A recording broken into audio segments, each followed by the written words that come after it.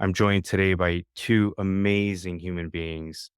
First, we have Betsy Gall, who has so much courage I can't even begin to describe. She has the unfortunate experience of losing her husband, Matthew, who was a physician, hematologist, oncologist, to suicide on Thanksgiving Day in 2019. And as a result of that, she's written an amazing book that I'm pulling up here, The Illusion of the Perfect Profession. And we also have Pamela Marie Hobby, who's an actor for over 25 years, a speaker, CEO of My Doctor's Meds, and perhaps most importantly, mom of two young children. So, welcome to both of you. I am so glad you could join us today. I'm going to throw a question at Pamela first, and I would like to hear your why around My Doctor's Meds. So in the fall of 2019, I met a pediatric resident who was someone that was helping me get the ability to volunteer at a children's hospital in Iowa. And he was a stranger to me. And I started showing him pictures of me as a little kid. And I said, hey, provider saved my life. Thank you for what you do. Keep going. It makes a difference. And he had a moment of realization that he was afraid that he was already starting to become numb to it all, and something deeply moved him just from our conversation, and he needed to hear me say, "Keep going," and I couldn't believe that it was hard for him in that moment. It didn't make sense to me. I just was excited to have a moment of humanity, and I went home and I started researching, and I found out that we lose a doctor a day to suicide on an MSNBC article that I read, and I could not believe it. I couldn't believe that we were failing the people that take care of us, that this was even possible. And after the research, I told my husband, I said, something deeply moved this pediatric resident, and I wonder if I could do something. I don't know what I could do, but let's start something. And it was through conversation of how to potentially be one person that could help that resident. And every time we get an opportunity, I think about him, um, and I've connected with him further. But yeah, it was through his tears that I realized, and a hopelessness in his eyes, that I was scared that he was at the beginning of his life for caring for others, and potentially already burnt out in ways. Yeah, and we're finding, now that we're getting these ideas or notions out there, we're realizing that these issues are happening earlier and earlier and earlier in the training process. And that in and of itself is concerning.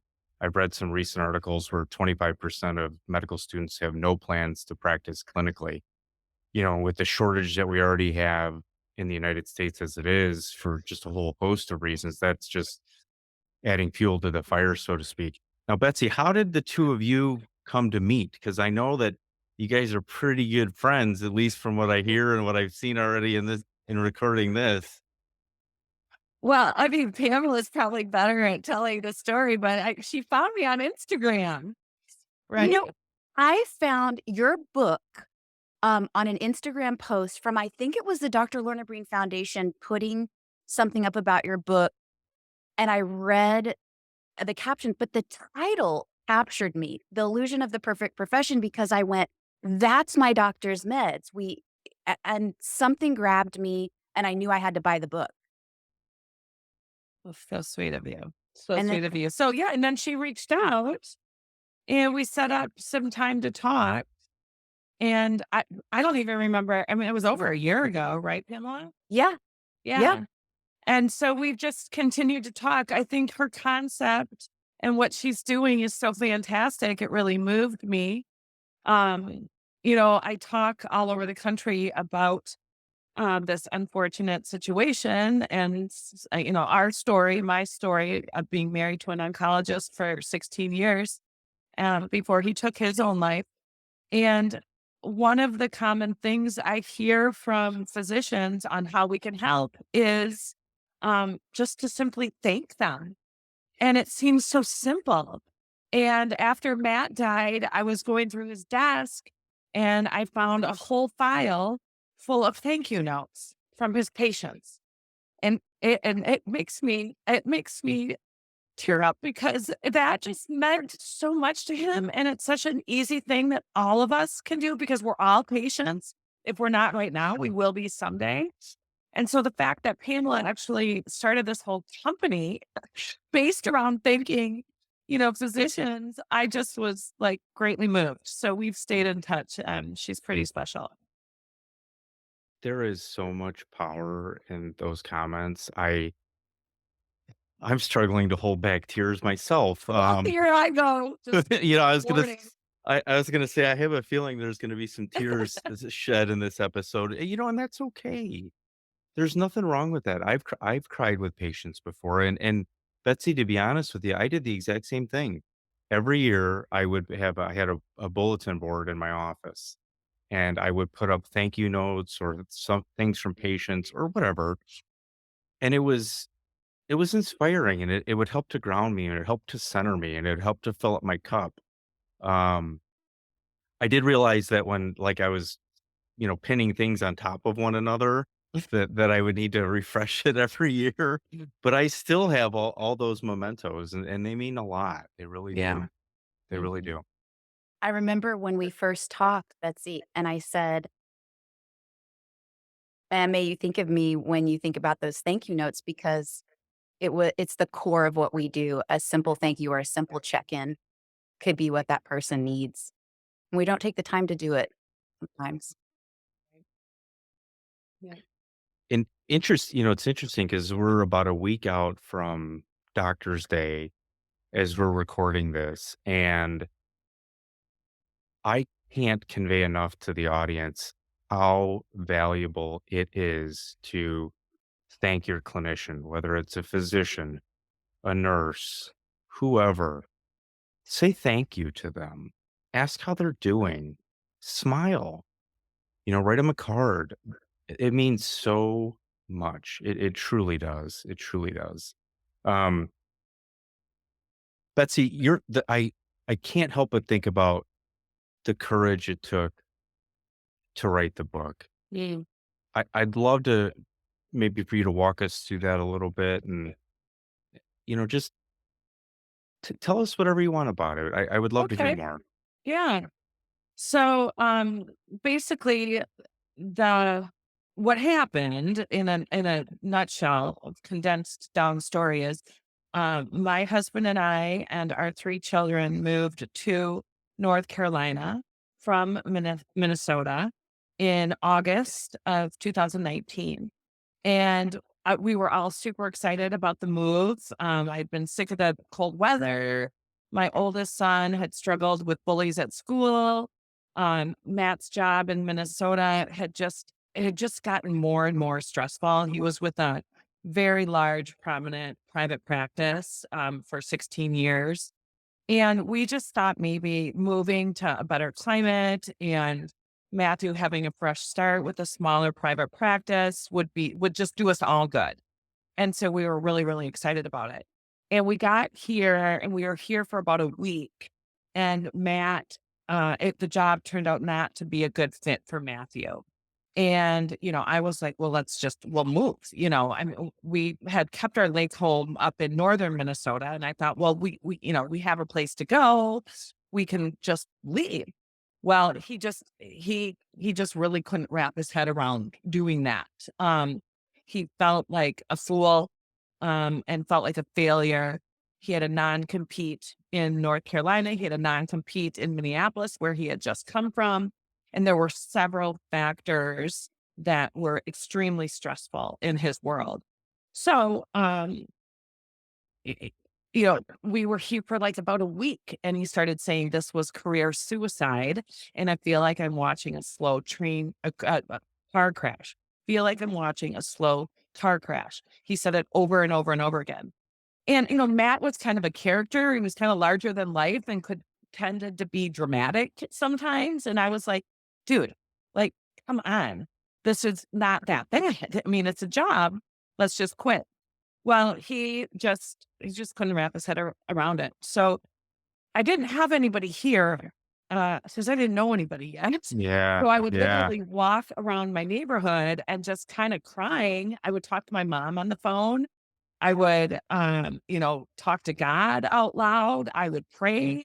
And I just felt this, like God wrap his arms around me and say, buckle up. It's going to be a bumpy ride. And, kind of whispered, like, you need to write.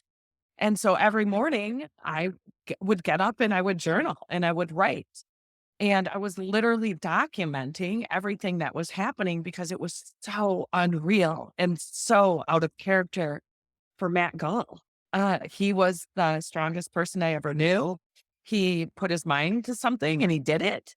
I had never, I think I saw him cry at the birth of our children, but like I said, he was just really strong and not, it was bizarre. It was like watching somebody get cancer and not be able to get through to him that he needed help.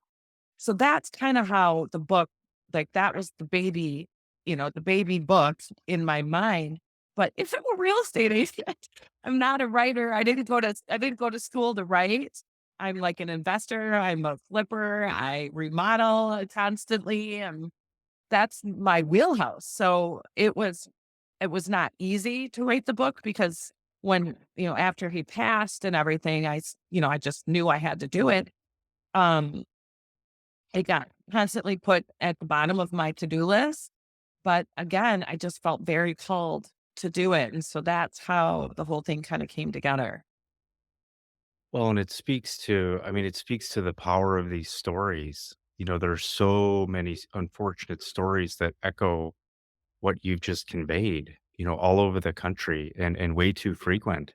And I think it speaks to the power of why all three of us are doing what we're doing.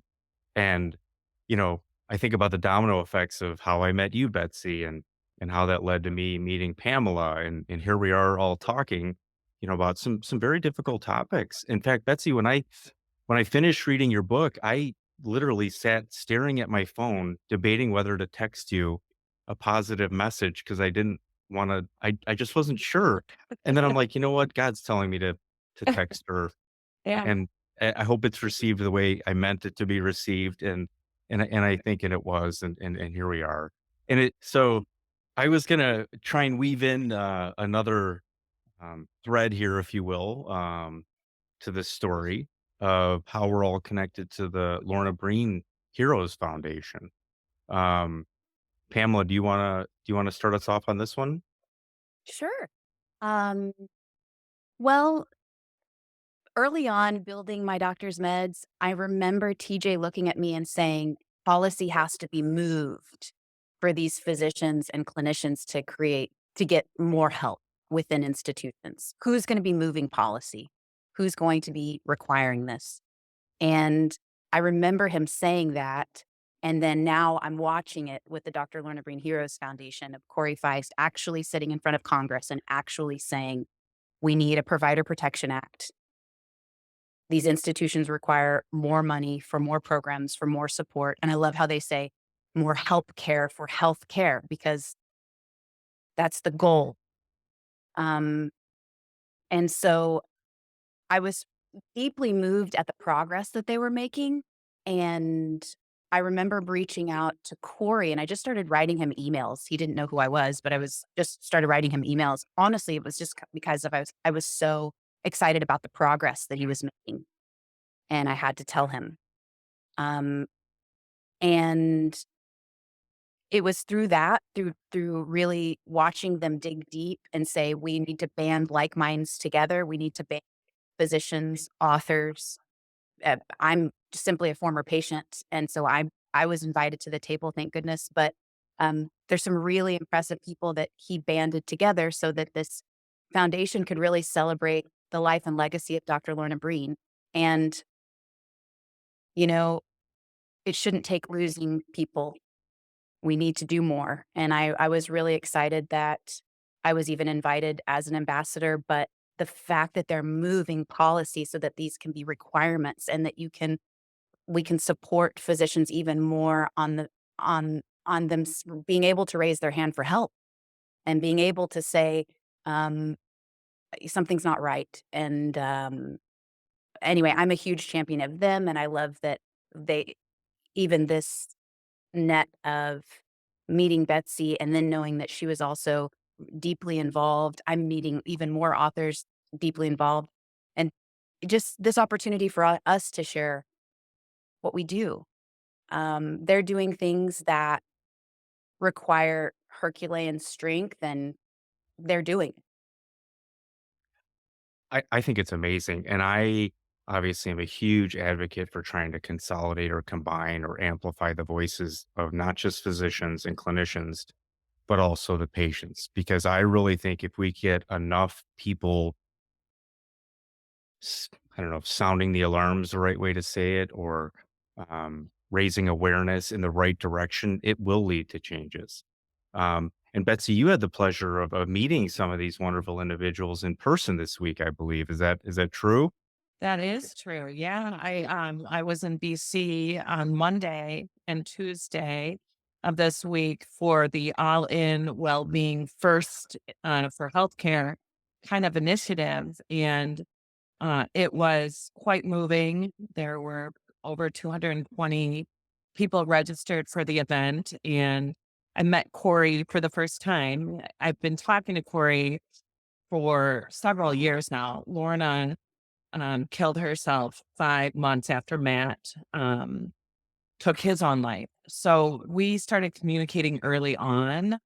And I started, I tell everybody, I just wrote a book. They're the ones doing the heavy lifting with changing laws. And, one of the common thing, well, actually, Matthew and Lorna had a lot of things in common. They were both 49 years old, and they both thought that they were going to lose their medical license if they sought help. And, it was a very chaotic time for my family at that point when Matt got so sick. And it was super confusing. And like I said, I'm not in the medical field. I'm not in that world. I just kept thinking, this is really strange that my husband, who has served the medical community for over 16 years, would lose his medical license because he needed to seek treatment. I couldn't believe it. I didn't know if it was true or not. He thought it was true. Lorna thought it was true. And so I am just so in awe and so grateful for Corey and Jennifer. I mean, here's a man that quit his law practice to do this hard work. And it is hard work. And they've done an incredible job in such a short amount of time. I echo everything you just said. And I've had the pleasure to meet Corey as well. Medicine Forward is a tier one collaborator. Um, and so I've got the blessing of sitting at the all in meetings and conversing with these wonderful individuals.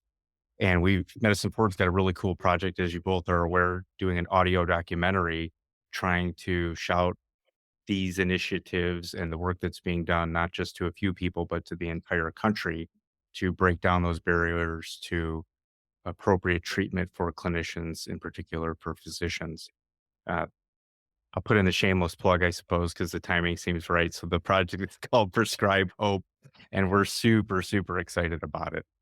So clearly, we've all got this common thread of losing someone that we loved and cared for. Um, in one way or another over time. So why don't we shift gears a little bit and do a ripple challenge question to add some levity to the conversation, perhaps. Um, Both Betsy and Pamela are aware that I was doing a TV interview this morning. And so I would like to know, what feeling do you have right before you are interviewed or go on a show or go on a podcast? Pamela, why don't we start with you? Sure.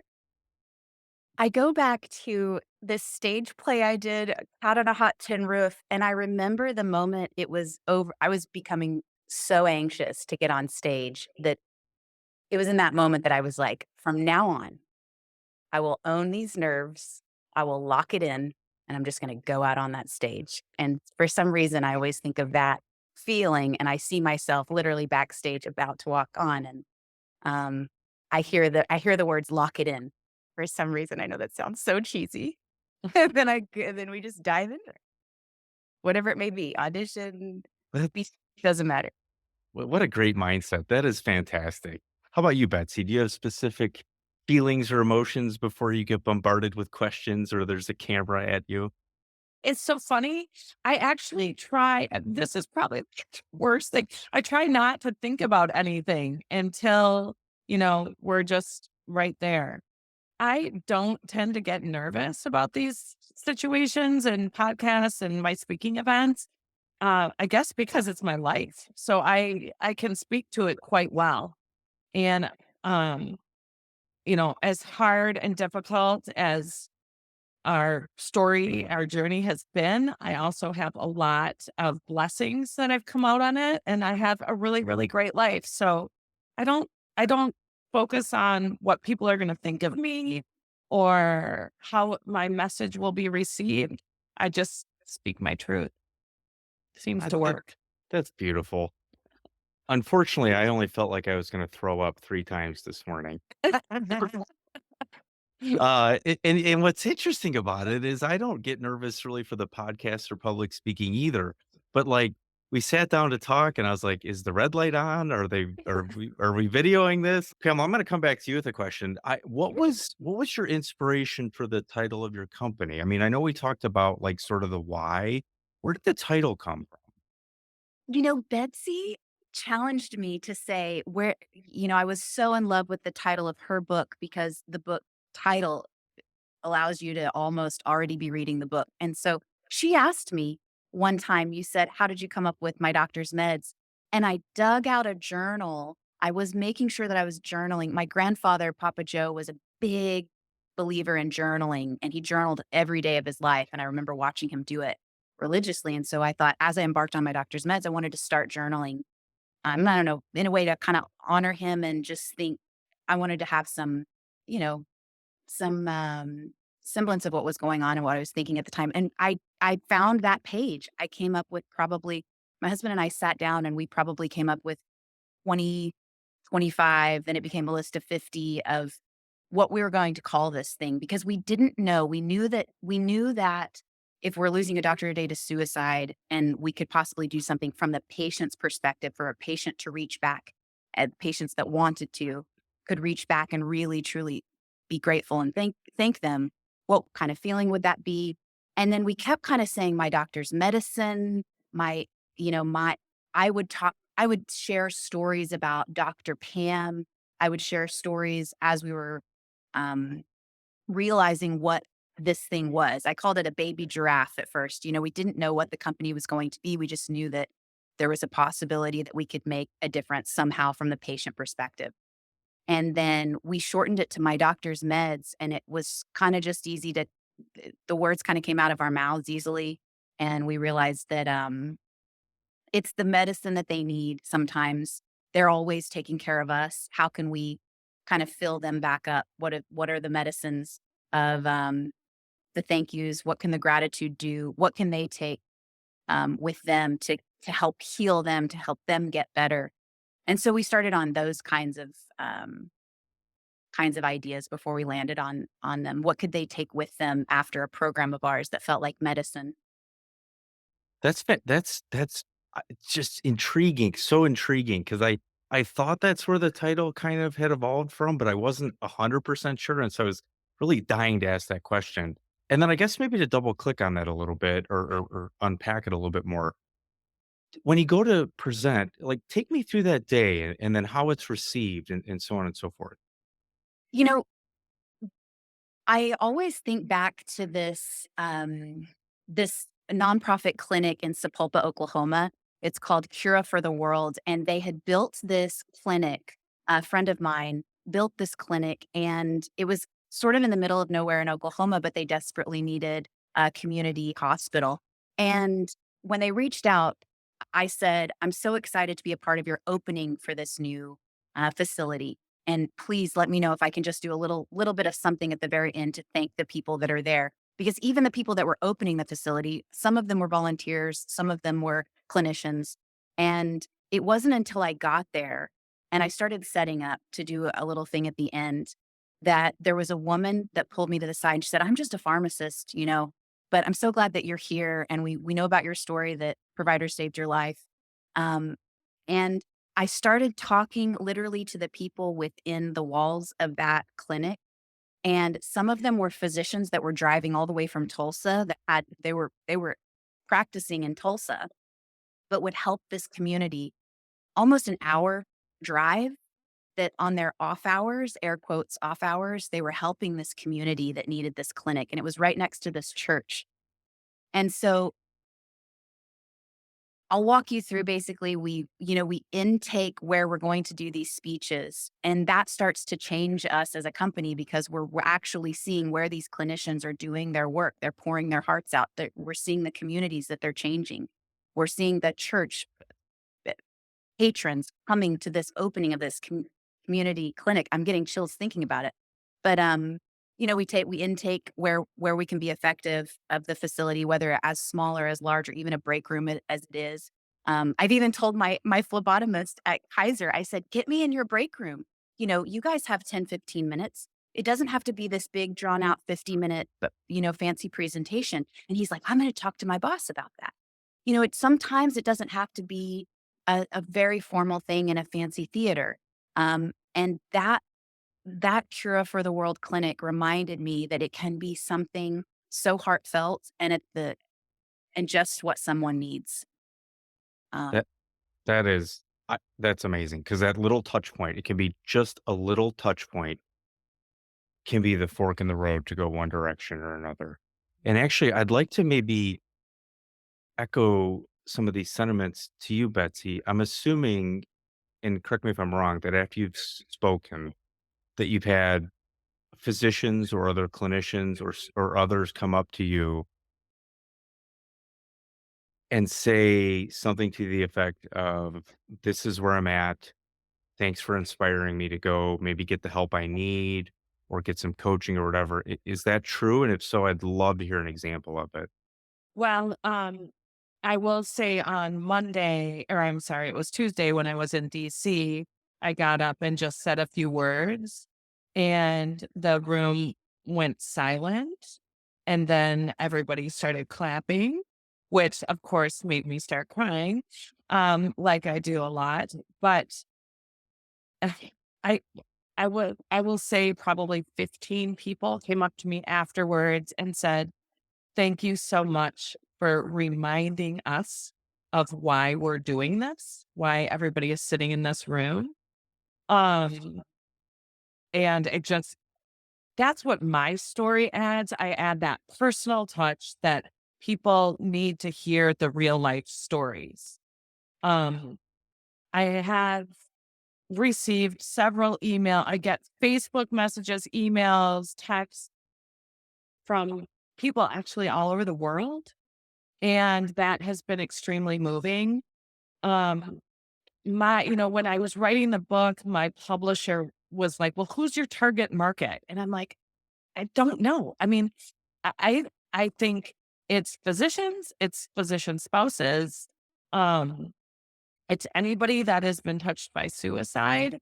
But I will say I do unfortunately get a lot of calls from wives of, husbands who have died by suicide. And those are really, really hard phone calls to take. I had one in August and I picked up the phone and, actually my boyfriend and I were walking into brunch and this woman was just sobbing and I'm like, "Hello? Hello?" And she said, "I just, finished your book." And I was like, "Okay, I'm sorry. Like, who is this?" And she's like, "I'm so sorry." And she told me her name. And she's like, "My husband just killed himself." And I was like, "Oh, I am so sorry. I am at a loss for words." And she said, "Your book, I just finished it. It was my story. It's our story." And so, speaking to other spouses, I can really relate. And I feel fortunate enough to be in the position to be able to help them. I'm 4 years out and I tell everybody, there is hope. you can have a great life. You need to continue on. Grief is a really ugh, it's a hard thing to have to live with, but you need to figure out how you're going to live with it and do so, gracefully and without regret. You need to move forward. I always tell people we don't move on. I mean, I'm never going to move on from Matt Gall, but I'm moving forward with my life.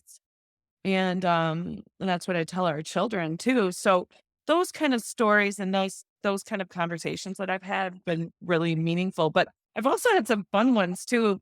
A doctor reached out once and he said, and he actually knew my husband. If they worked in the same hospital, didn't know each other well, but he said, "I learned from your book, Betsy, that it's never too late to make new friends." Because when I moved to North Carolina, I had these 7 women that came into my life, and they were so amazing, and they still are my best friends here. Um, but he's like, "I'm 56, and I didn't know that I could really still meet new friends at this stage in the game." And so that was actually really fun. I I love That Pamela, please go ahead, go ahead. I'm I'm telling you that you're such a messenger for this and helping people through grief. But I have to tell you the very first time we spoke, I have to tell you, as your book gives people hope, I was at a crossroads where I had called over 100 hospitals. I'm an outsider to the hospital systems. I'm an outsider coming in, and I'm also coming in with a creative solution. This isn't, they were kind of saying we already have programs in place. We already have things we do to take care of our providers. And I was challenging them. Yeah, but you don't have this. Sometimes you need a thank you. And it was your book, Betsy, that you started doing those gratitudes, those like 5 I'm thankful Mhm. for. Even I did the other day. I'm thankful for my dishwasher. It's Yeah, like, it's so funny because I would not have time to hand wash all these dishes. yeah. So ours is broken right now, believe it or not. And then you're really grateful for the Really good. dishwasher. Really good. And so, the very first time we spoke, I was at a crossroads of, is this thing ever going to take off? Because I had to continue to water the plant. I knew it was going to take a while for my doctor's meds. I knew I was going to have to meet a lot of people. I could not get that pediatric resident out of my head because I thought, that mission had found me, but can I continue? And your words, Betsy, we cried about the thank you notes that Matthew would look over, even about in the lake house. You were saying there was just like something that happened there that was so magical for him. And as we spoke, you were giving me hope that this could find legs, that this could find a voice, that this could find a way to people's hearts. And I'm telling you, I remember exactly where I pulled over to have that conversation with you. And your journey through giving people hope deeply affected the trajectory of me being able to continue. Your words. Well, that is beyond touching, and I love that. Thank you. I think you give me way too much credit, but I mean that's awesome. That's awesome. I think um when I reached out to doctors, I just did an interview over in the UK, and he said, "Well, what can we do?" I was like, I reached out to several friends and several physicians, and this is what they're telling me.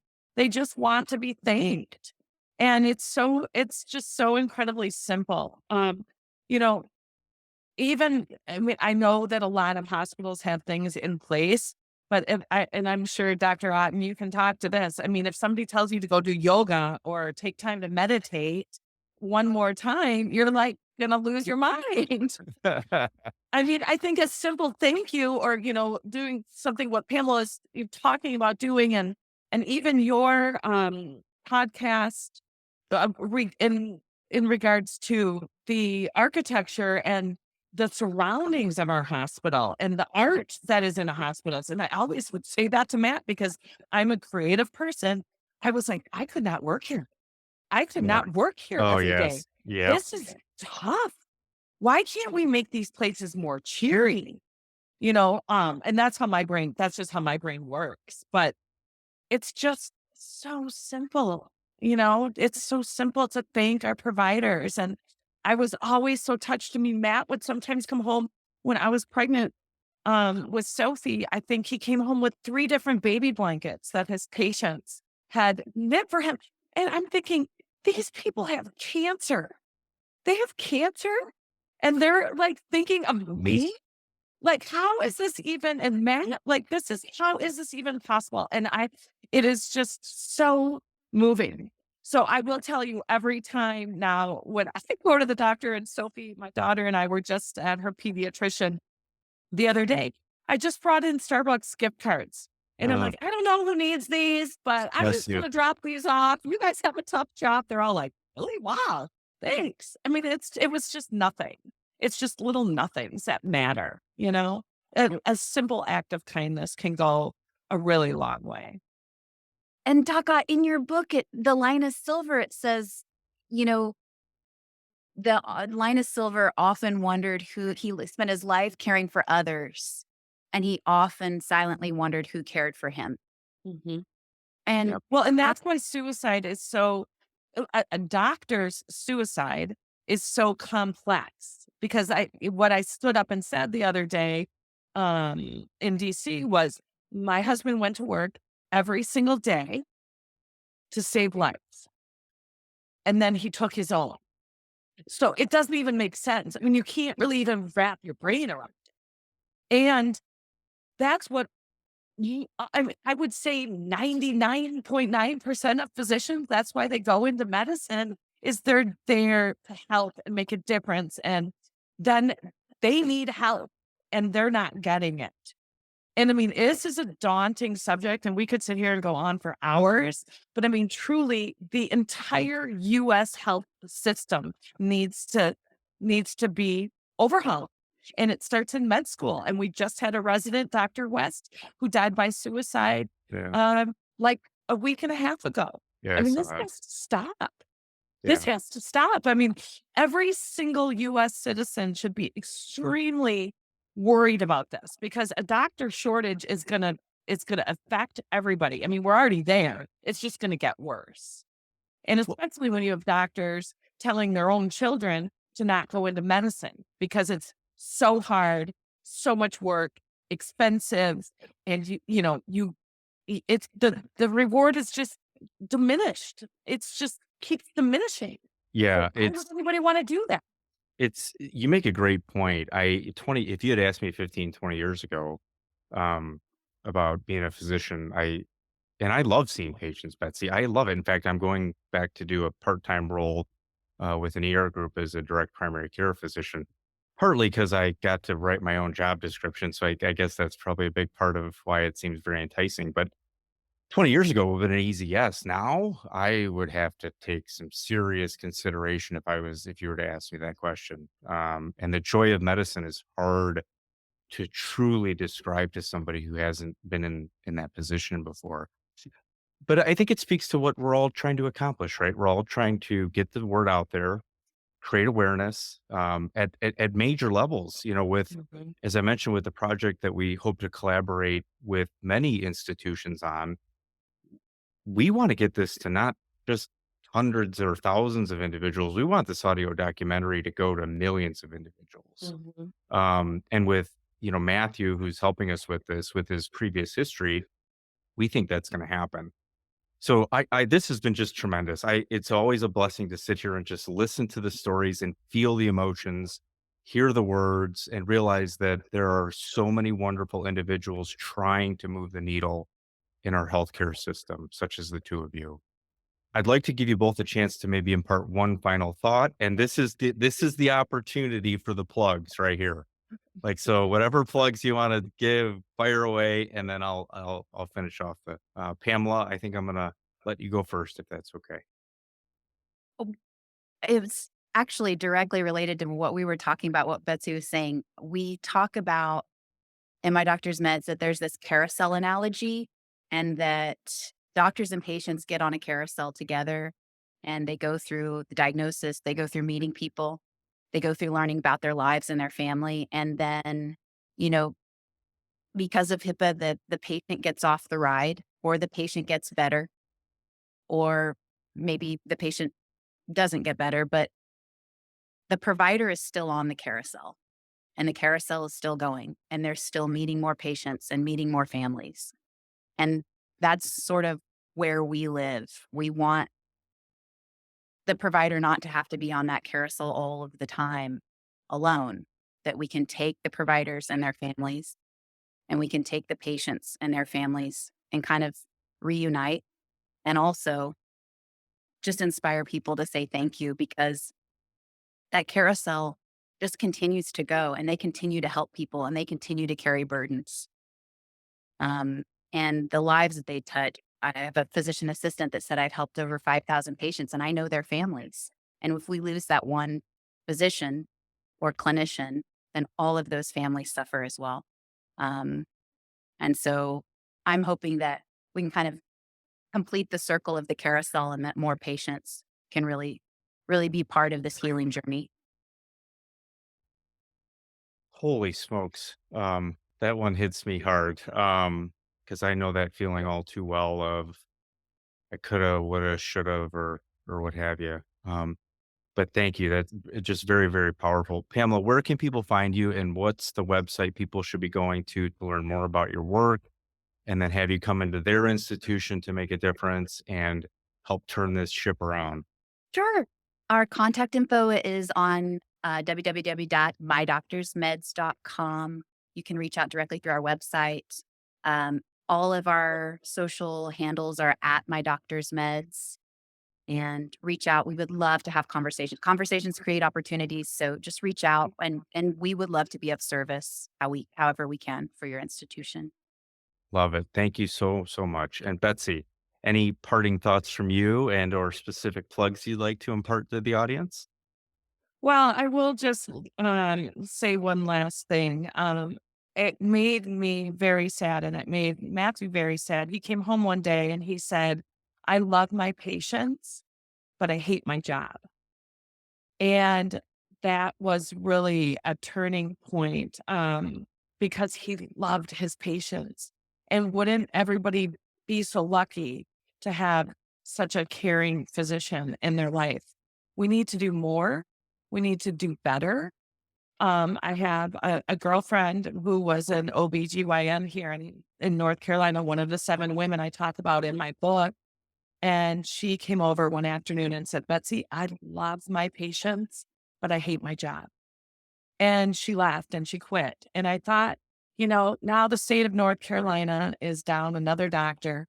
And and it was a really tough decision because she went to school. You guys are at I mean, you go to so much school and there's so much training involved and so much blood, sweat, and tears that to walk away is a really big,